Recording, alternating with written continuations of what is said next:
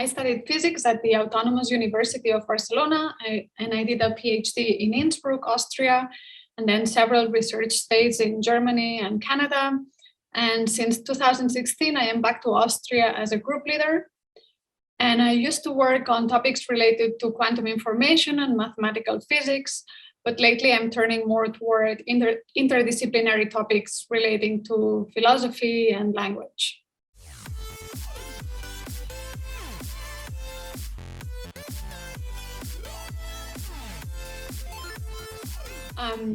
I was born in Barcelona and I lived in Sant Cugat for a number of years. And I studied physics at the Autonomous University of Barcelona, but left for a PhD. I've known several people working on quantum information topics in Barcelona for a number of years, most notably people from ICFO Barcelona or from the Autonomous University of Barcelona, as well as some people from the University of Barcelona. And since more recently, I have been very closely in touch with Ricard Soler, who is an ICREA professor at PRBB on complex systems. And that's great fun, and we have a lot of things to do together, including writing a book. So I am very closely tied to Barcelona's science and innovation ecosystem.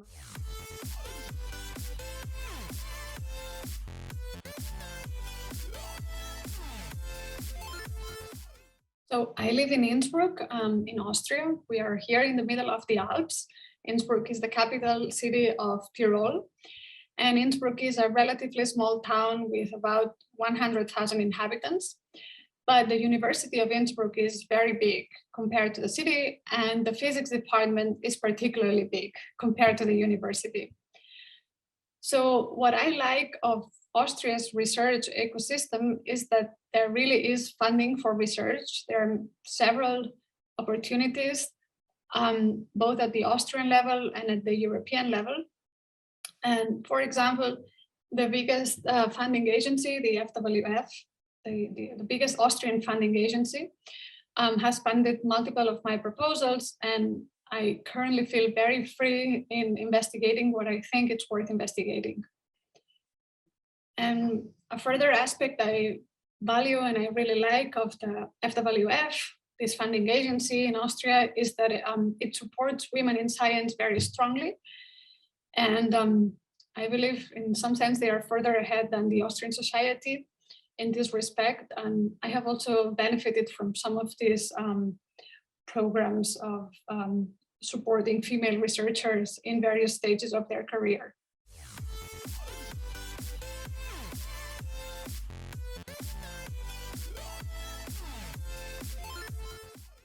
Well, I am proud of my current team. I think that science is a team enterprise, and this fact is often buried in the external impression of competition and individualism that academia gives. But I am really thankful for working with such talented and hardworking young people. And more generally, I value a lot the collaboration with very interesting people, such as Ricard Soler, for example, currently. I'm definitely very curious about our current line of research, which has to do with investigating the scope of universality and undecidability across physics, computer science, mathematics, and some linguistics and philosophy.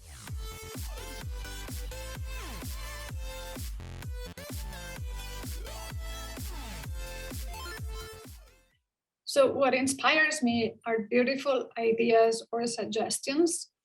And some of these suggestions, I believe, are only expressible with art or with poetry sometimes. And I've always loved reading. And there have been many books that have inspired me and that inspired my current research. And perhaps I could highlight two of them. One is Douglas Hofstadter's Gödel Escharbach, which started my love for undecidability. And more recently, David Deutsch's The Beginning of Infinity, which triggered several of the ideas regarding the jump to universality and so on, which you can see in a recent TEDx talk that I gave. But in fact, I've read so many books in my life that I've come to a point where I am currently writing a book myself, where I try to express many of the things that inspire me most. And I guess in some sense, I am trying to inspire some other people in my own humble sense. So my book is called The Zippers of Reality, and it is a journey at the intersection of physics, philosophy, and poetry. It's a very personal book. It has lots of poems, which I'm writing in Catalan, but I hope to get it translated to English.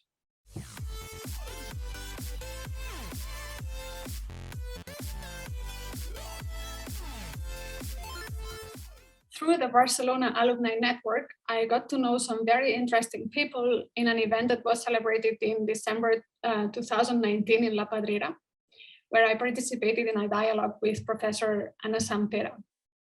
So I am already benefiting from this network, and I'm sure I will benefit more.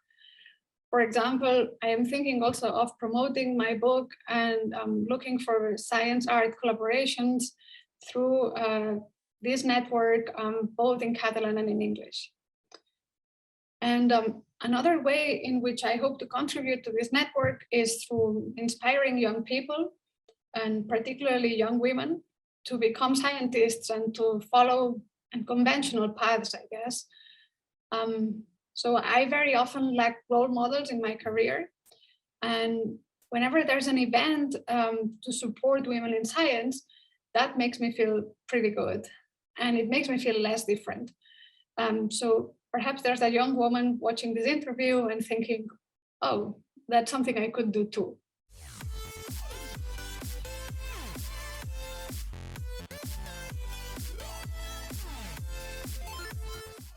I think that there is so much knowledge these days, particularly scientific knowledge, that any initiative that makes this knowledge accessible, or even a little bit more accessible, is not only welcome, but it's very important. So science is in a way a universal language, and I'm thinking a lot about the word universality, but in this case, it just means that it is some knowledge that we can all share in some way or another as a human species. And I believe that, so what I would like to share with my fellow humans is not only the scientific knowledge, but also the attitude that at least I believe is important, or that I try to have in doing science, which is mainly characterized by humility and curiosity. So it's an attitude of being very humble, because you're always swimming in an effective infinite ocean of knowledge, but at the same time of perseverance, of being curious and of not giving up, and of trying to understand more, and of just humbly accepting this I don't understand, but I'm going to try to understand it. And this, whenever someone, wherever they come from, wherever their background is, whenever someone has this attitude in front of the unknown, I feel very closely related. I feel as if they were my sisters or my brothers. So that's something I really would like to share with anyone in the world. And so for this reason, I believe that scientific diplomacy is a beautiful way of establishing ties among all of us humans.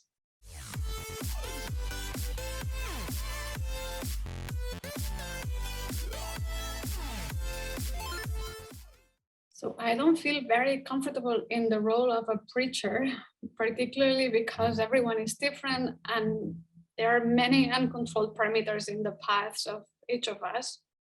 So I just like to do what I like to do. Beyond that, I can only talk about my own experience, and I just don't know how well it generalizes to other cases or to more technology-oriented careers.